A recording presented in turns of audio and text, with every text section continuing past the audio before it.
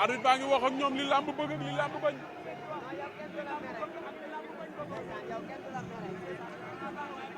xaj ko dama naqari. Séné ñu won ginnaaw barki dem moo njaay la fi mujj ci 4 millions yi bëre ba demi-finale Ngor Ñaax daan ko.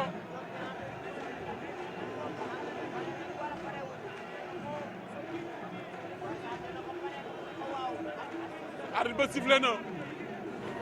Keul Gué ngay direeku di topp Séni Séni ràcc na tànk yo xeex nañu ñoom ñaar Séni ngoy dóor Séni jàpp na ko Séni jàpp na wala jàppagul Séni koy forcé Séni surux na dara amagul mu ngi koy forcé Séni ngi fu mu jàpp na ndax da koy daan jël amul de jël amul de jël amul de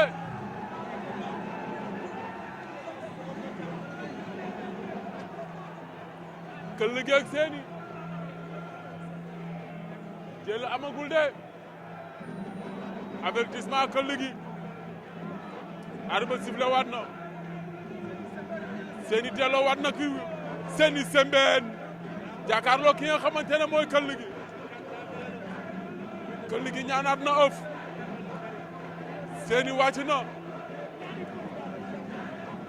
arrière booro déggal loolu lambay coosaan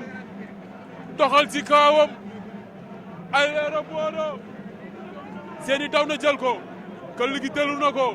Séni dëbb na ko naax biij na ko daanagu kom déet mu ngi koy wër nombo Séni daan na ko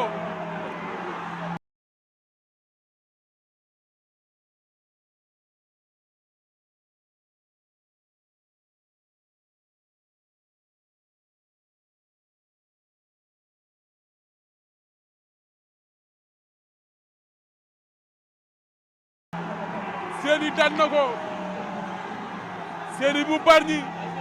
daan na Keul Gué ay jogoy mbër la gone gi mbër la nee naa leen mbër la